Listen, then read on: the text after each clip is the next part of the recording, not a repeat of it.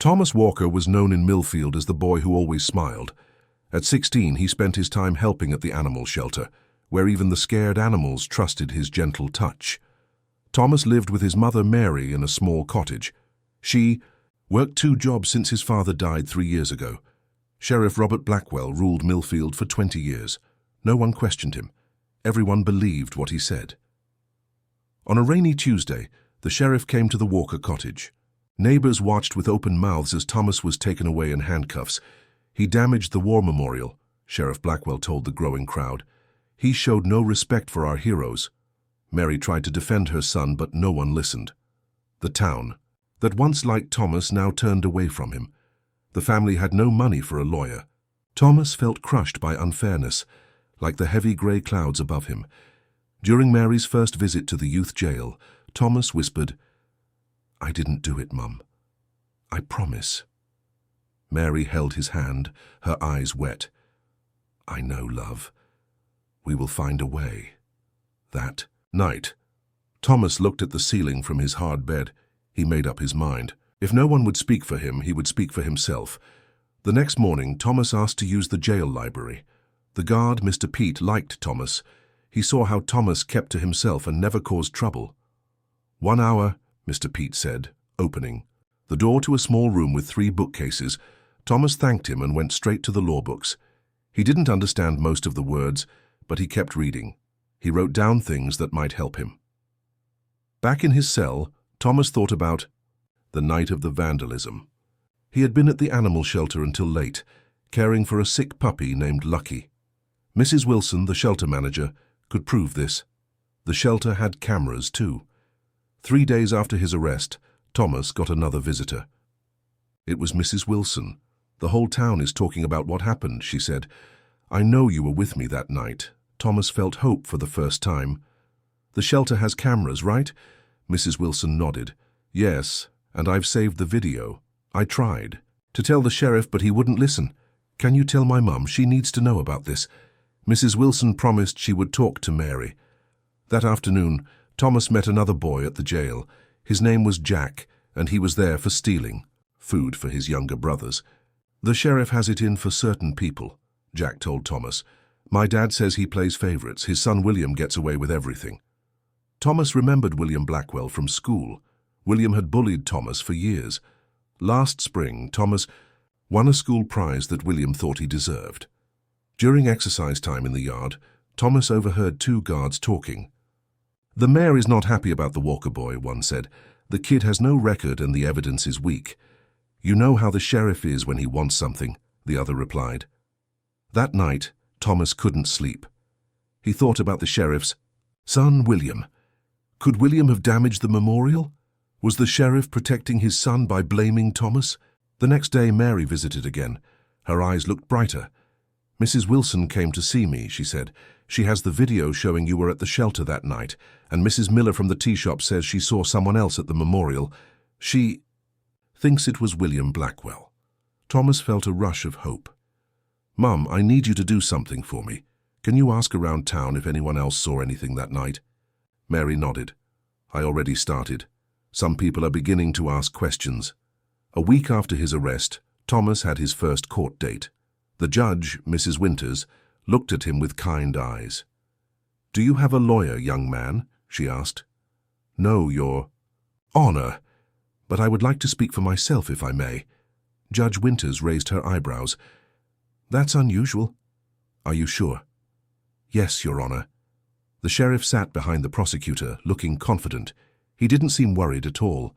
The prosecutor stood up. "Your Honor, we have a witness who saw the boy at the scene, and we found paint in his backpack at school." "That's not true," Thomas said before he could stop himself. "You'll have your turn to speak," Judge Winters told him gently. When it was his turn, Thomas stood up. His legs shook, but his voice was clear. "Your Honor, I was at the animal shelter that night, caring for a sick puppy. Mrs. Wilson can confirm this, and there is video proof. Also, that wasn't my backpack. Someone put my name on a different backpack." Judge Winters looked interested. "Do you have this video?" "My mother is bringing it, Your Honor." The sheriff shifted in his seat, looking less sure now. "There's something else," Thomas continued. Mrs. Miller from the tea shop saw who really damaged the memorial. She says it was William Blackwell, the sheriff's son. The courtroom filled with whispers. Judge Winters banged her gavel for quiet. "These are serious claims," she said. "We will need to see all evidence. This hearing will continue next week. In the meantime—" She looked at Thomas, then at the sheriff. "I am releasing Thomas Walker to his mother's custody." As Thomas left the courtroom with Mary, he noticed people looking at him differently. Some even smiled. The truth was starting to come out. Thomas had found his voice, and people were finally listening. Thomas spent most days in the detention center library. The room was small but quiet, with 3 tall bookshelves filled with worn books. On his 3rd day there, he met Oliver Grant. Oliver was an older man with kind eyes and silver hair who came to the center twice a week to help young people learn to read. "You seem very interested in those law books," Oliver said, sitting down across from Thomas. Thomas looked up from the thick book he was reading. "I'm trying to understand how I can prove I'm innocent." Oliver introduced himself as a retired court clerk who had worked in the Millfield courthouse for over 30 years. When Thomas explained what had happened, Oliver listened carefully. "The sheriff's son, William, lost that university scholarship to you last spring, didn't he?" Oliver asked when Thomas finished. Thomas nodded slowly as the pieces clicked into place. "You think this is about that?" Oliver leaned forward, his voice low. "I've seen how power works in small towns. If you're innocent, you can fight this, but you'll need to be clever." From that day on, Oliver became Thomas's teacher. Every afternoon they sat at the small wooden table in the corner of the library. Oliver taught Thomas about the law in simple terms. "Evidence is the most important thing," Oliver explained. "The prosecution must prove you are guilty, beyond any reasonable doubt." Thomas wrote everything down in a notebook Mary had brought him. He learned about cross-examination, witness testimony, and how to speak in court. "Always be respectful to the judge," Oliver advised. "Address her as Your Honor and never interrupt." Thomas practiced his questions and answers with Oliver. The old man played different roles: the prosecutor, the sheriff, and even Judge Winters. "Why would the sheriff do this?" Thomas asked one day. Oliver sighed. "Some people abuse their power when they think no one will stop them. Sheriff Blackwell has run this town for a long time. He probably thinks he can get away with anything." During visiting hours, Mary came with news that made Thomas's stomach turn cold. "The sheriff's been telling everyone they found spray paint." "In your backpack," she whispered. Thomas shook his head. "That's impossible. I've never owned spray paint." "I know that," Mary said. "But people believe him because he's the sheriff." For that night, Thomas couldn't sleep. He stared at the ceiling, thinking about his case. Suddenly, he remembered something important.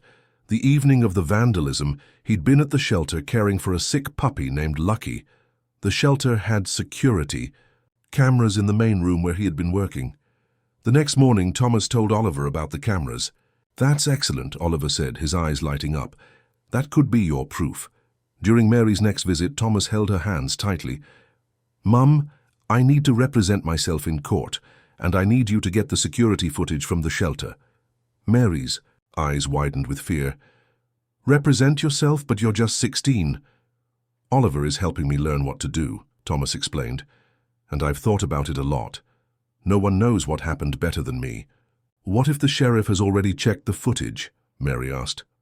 "I don't think he has," Thomas said. "If he had, he would know I was there all evening. Mrs. Wilson keeps the videos locked in her office. She doesn't like the sheriff much since he refused to investigate when her car was damaged last year." Mary was quiet for a moment. Then she nodded. "I'll talk to Mrs. Wilson today." As she stood to leave, she touched Thomas's cheek. "You're so much like your father," she said softly. "Brave even when afraid." Later that week, Oliver brought Thomas a surprise. A small book about famous cases where innocent people had won against powerful opponents. "Read this," Oliver said. "It might give you ideas and hope." Thomas read the book from cover to cover. That night, one story especially touched him, about a young woman who had proved her innocence when no one believed her. The next morning, Thomas overheard 2 guards talking in the hallway. "The Walker case is becoming a problem," one said. "Mrs. Miller from the tea shop is telling everyone she saw the sheriff's son at the memorial that night. The mayor is asking questions too," the other replied. He wants to know why the sheriff didn't check the shelter's security cameras. Thomas felt a surge of hope. Maybe the truth was starting to come out. 2 days later, Mary returned with good news. "I got the footage," she whispered. "It clearly shows you at the shelter from 6 until after midnight. Mrs. Wilson has made a copy for the court." Thomas smiled for the first time in weeks. "Has anyone seen William Blackwell lately?" Mary nodded. "He's been very quiet." "And the sheriff?" "Looks worried." That afternoon, Thomas worked with Oliver on his opening statement for court. "Keep it simple and honest," Oliver advised. "Tell your story in your own words." "What if no one believes me?" Thomas asked. "With the video evidence and Mrs. Miller's testimony, they will have to listen," Oliver said. "And remember, Judge Winters is fair. She's not afraid of the sheriff." On the night before his court date, Thomas couldn't sleep. He went over his notes. Again and again. He thought about what he would say, how he would stand, and what questions he would ask. As dawn broke, Thomas felt calm. He was ready to face Sheriff Blackwell and fight for the truth. With Oliver's help, his mother's support, and the evidence they had gathered, he had a chance to clear his name. When the guard came to take him to breakfast, Thomas was already dressed, in the clean clothes Mary had brought him. "Big day today," the guard said kindly. Thomas nodded. "Yes, it is." He thought of his father's words that Mary often repeated, "The truth is like water. It always finds a way out." Today, Thomas would help the truth find its way. The morning of the trial was cold and rainy. Thomas stood at the courthouse steps with his mother Mary. He wore his father's old brown jacket that Mary had carefully washed and pressed. It was a bit too big, but it made Thomas feel stronger. "Are you sure about this?" Mary asked, fixing his collar. Thomas nodded. "I have to." "Do this, Mum." They walked into the tall brick building together. The courtroom was already full. It seemed like half the town had come to watch. Thomas saw Mrs. Wilson from the animal shelter and Mrs. Miller from the tea shop. Even some of his schoolmates were there. At the front of the room, Mr. Edmund Pierce sat at the prosecution table. He was the town prosecutor who almost never lost a case. His sharp eyes looked Thomas up and down. Behind him sat Sheriff Blackwell, looking calm and sure of himself. "All rise for Judge Helen Winters," called the court officer. Everyone stood. As Judge Winters entered, she was an older woman with silver hair pulled back in a tight bun. Her face was serious but not unkind as she took her seat. "Case number 47623, Town of Millfield versus Thomas Walker," the court officer announced. Judge Winters looked at Thomas over her reading glasses. "Young man, are you certain you wish to represent yourself? The court can appoint a defender." Thomas swallowed hard. "I'm certain, Your Honor," he replied. His voice was steadier than his hands, which he kept in his pockets to hide their shaking. "Very well," Judge Winters said. "Mr. Pierce, you may begin." The prosecutor stood up. "Your Honor, this is a simple case of vandalism. The evidence clearly shows that Thomas Walker defaced our town's war memorial, disrespecting the memory of our fallen heroes." Mr. Pierce called his first witness, Sheriff Blackwell. The sheriff walked to the witness stand like he owned it. After swearing to tell the truth, he sat down and smiled slightly at the judge. "Sheriff, please tell the court what you witnessed on the night of April 15th, Mr. Pierce said. "I was doing my regular patrol around 8:30 p.m., Sheriff Blackwell said. "As I drove past the town square, I saw someone spray painting the war memorial. I immediately stopped my car and got out. The person ran, but I clearly saw it was Thomas Walker." "How could you be sure it was the defendant?" Mr. Pierce asked. "I've known Thomas his whole life. I recognized his build, his jacket, and the way he runs. There's no doubt in my mind it was him." Thomas listened carefully, making notes on the pad Oliver had given him. "What did you do then?" the prosecutor continued. "I went to check the damage to the memorial. Someone had painted disrespectful words across the front. The next day I got a warrant to search Thomas's school locker and backpack. We found a can of spray paint that matched the color used on the memorial." Mr. Pierce then showed what he called evidence. Grainy security footage from a shop across the street showing someone about Thomas's height spray painting the memorial, Sheriff Blackwell's written report, and pictures of a blue backpack with Thomas's name on it containing a can of black spray paint. "The footage isn't clear enough to see a face," Mr. Pierce admitted, but combined with Sheriff Blackwell's eyewitness account and the paint found in the defendant's possession, the case is clear. Judge Winters turned to Thomas. "Mr. Walker, do. You wish to cross-examine the witness?" Thomas stood up, his heart pounding. He remembered Oliver's advice. Stay calm. Ask simple, clear questions. Make him commit to specific details. "Yes, Your Honor," Thomas said, approaching the witness stand. Sheriff Blackwell looked down at Thomas with cold eyes. "Sheriff Blackwell," Thomas began, "what time did you say you witnessed the vandalism?" "Approximately 8:30 p.m., the sheriff answered confidently. "And you're certain it was me you saw?" "Absolutely. How far away were you when you saw this person?"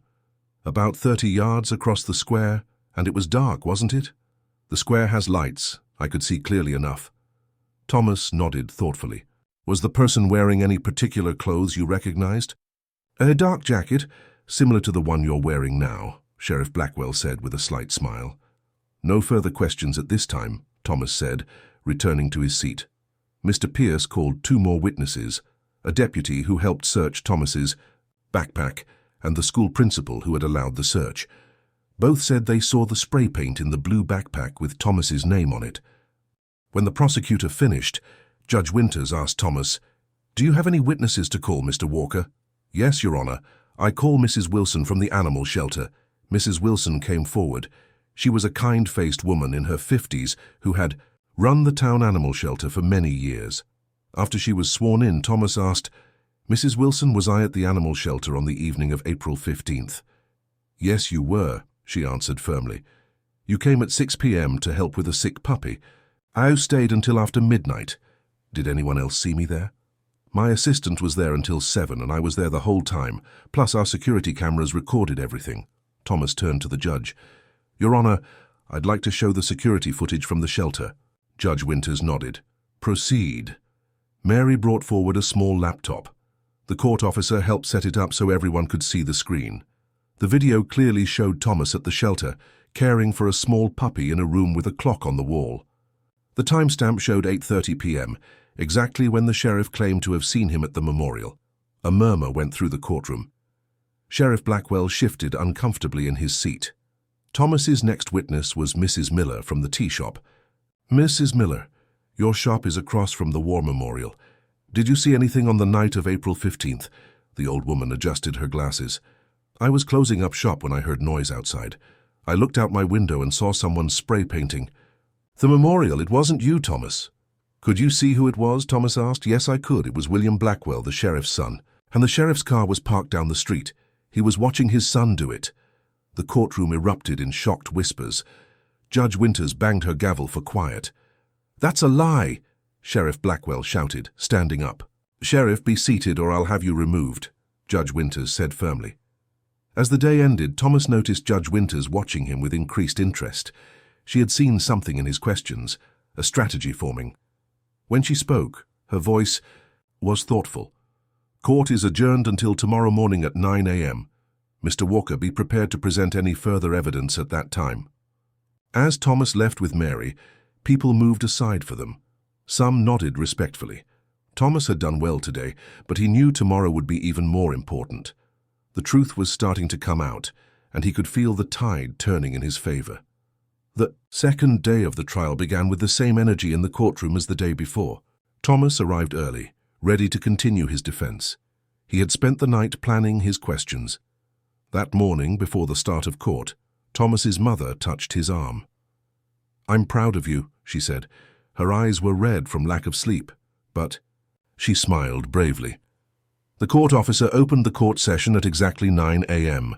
Judge Winters took her place, looking at the packed room with serious eyes. "We will continue with the case of the town of Millfield versus Thomas Walker," she announced. "Mr. Walker, you may proceed with your witnesses." Thomas stood up slowly. "I call Mrs. Dorothy Miller." Mrs. Miller, the owner of the tea shop across from the memorial, walked to the front.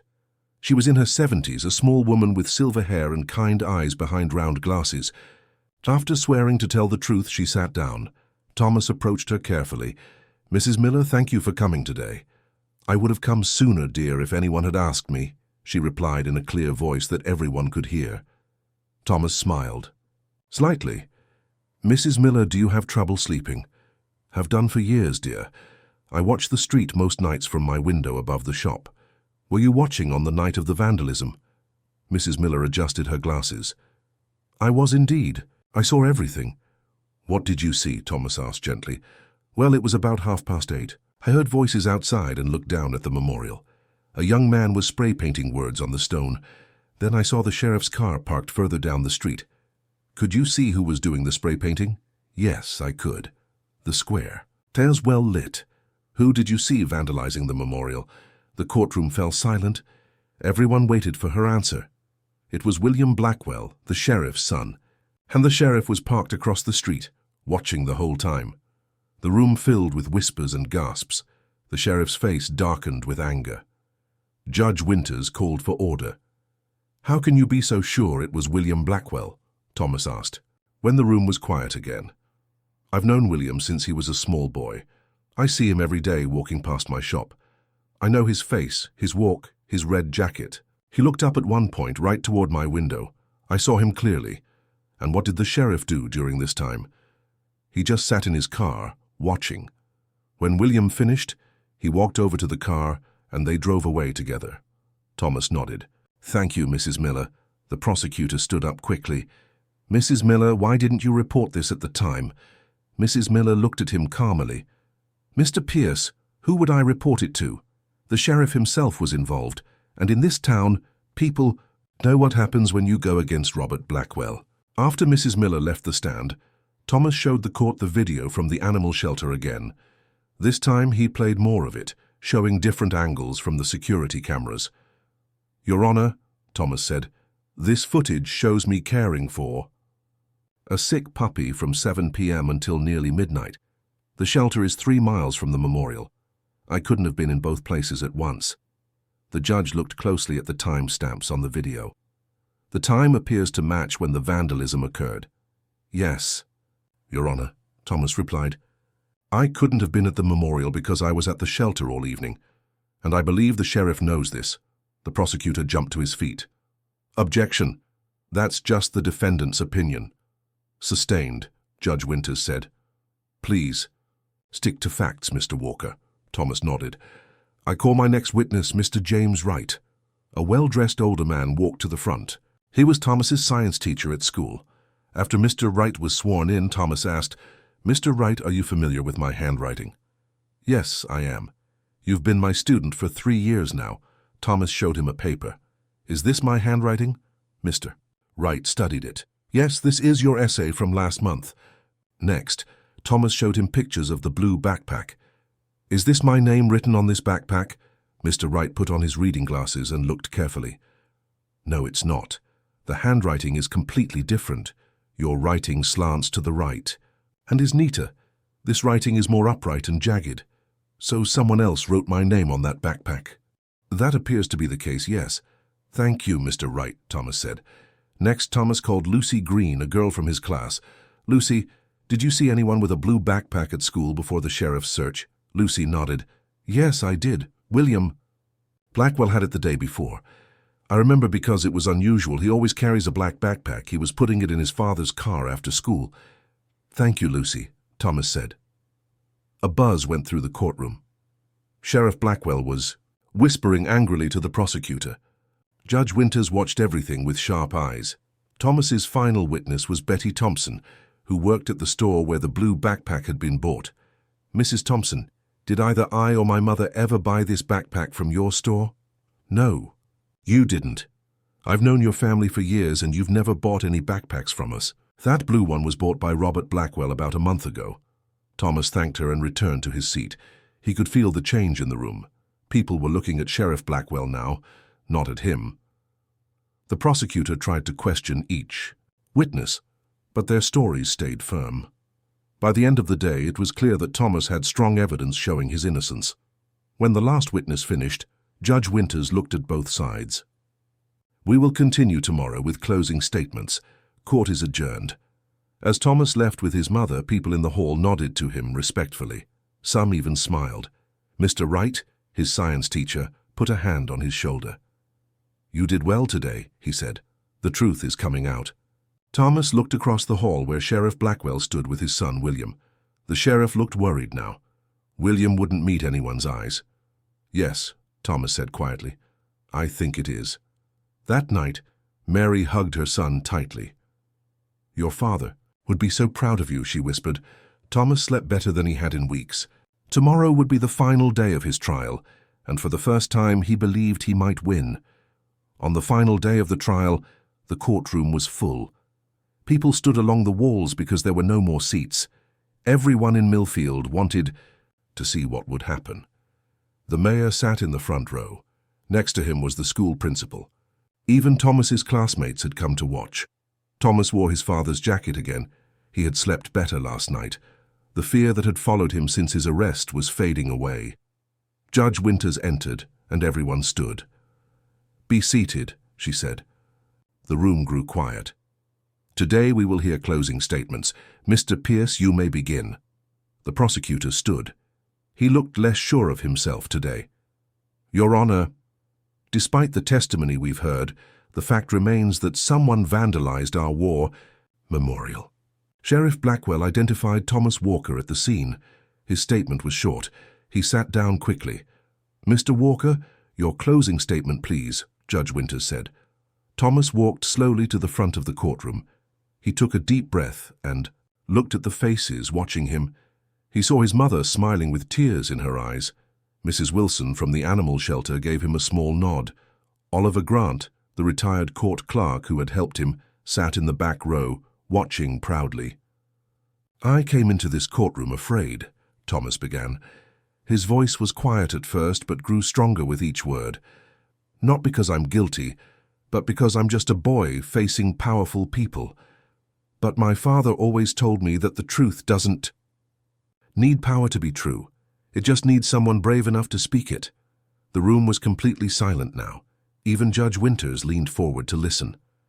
"This case isn't about a war memorial," Thomas continued. "It's about whether we believe that justice is for everyone or just for those with power. I didn't vandalize that memorial. I was caring for a sick puppy named Hope." His voice cracked slightly, "because that's what my father taught me. To care for those who can't defend themselves." Thomas looked directly at Sheriff Blackwell. "The evidence shows what really happened. William Blackwell vandalized the memorial while his father watched. Then they tried to blame me. They planted fake evidence. They thought no one would question them. They were wrong." Thomas turned back to the judge. "Your Honor, I'm innocent. The video proves I was at the animal shelter all evening. Mrs. Miller saw who really did it. My teacher confirmed the backpack wasn't mine. The store clerk said Sheriff Blackwell bought that backpack. Those are the facts. And facts matter more than power." Thomas returned to his seat. His hands were shaking, but his head was high. Judge Winters looked at the jury. "You have heard the evidence. Please consider it carefully and return with your verdict." The jury left the room. Everyone expected them to be gone for hours, but just 30 minutes later they returned. The jury foreman stood. "We find the defendant, Thomas Walker, not guilty." The courtroom erupted in cheers. Mary hugged Thomas tightly, crying happy tears. Judge Winters banged her gavel for quiet. When everyone settled down, she spoke. "In light of the evidence presented in this trial, I am ordering an immediate investigation into Sheriff Robert Blackwell's conduct. Sheriff, you are suspended from your duties effective immediately." Sheriff Blackwell's face turned red with anger. Two court officers moved closer to him. "Furthermore," Judge Winters continued, "charges will be considered against William Blackwell for the vandalism and against both Blackwells for attempting to frame an innocent person. This court is adjourned." As Thomas walked out of the courthouse, with his mother, the town gathered around them. People who had once believed he was guilty now offered apologies. Mrs. Miller gave him a tearful hug. "I'm sorry I didn't speak up sooner, dear," she said. "How you spoke when it mattered most," Thomas replied. That evening, the Walker cottage was full of visitors bringing food and good wishes. Oliver Grant shook Thomas's hand. "You did something remarkable," Oliver said. "You stood up to power and won." "Couldn't have done it without your help," Thomas replied. "No, son," Oliver smiled. "You had the courage all along. I just showed you how to use it." A week later, Thomas returned to the animal shelter for his regular volunteer shift. Mrs. Wilson greeted him with a warm smile. "Someone's been waiting." "For you," she said, leading him to a pen where a small brown puppy waited. "Hope," Thomas cried as the puppy jumped up, tail wagging wildly. She was fully recovered now, her eyes bright and playful. As Thomas knelt to pet her, Mrs. Wilson said, "The mayor called this morning. The town council has decided to create a scholarship fund in your name for students who show moral courage." Thomas smiled. "What happened to Sheriff Blackwell?" "He's been suspended while they investigate. Deputy Lewis is acting sheriff now. He's a good man." "And William?" "He's doing community service, cleaning the memorial he vandalized and helping at the old folks' home." Thomas sat on the floor, letting Hope climb into his lap. The puppy licked his face happily. "Sometimes," Thomas told the puppy as she nuzzled against him, "you have to be your own hero before others can see the hero in you." Mrs. Wilson touched his shoulder gently. "Your father would be very proud of you, Thomas." Thomas nodded, unable to speak past the lump in his throat.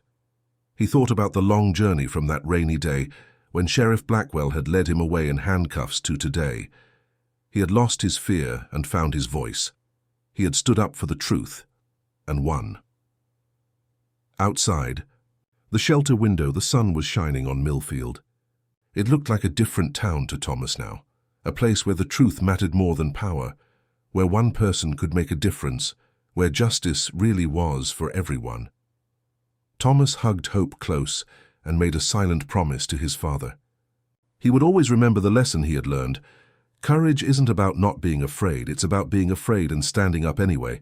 And in that moment, Thomas Walker knew that no matter what challenges came next, he would face them with the same courage that had carried him through this trial.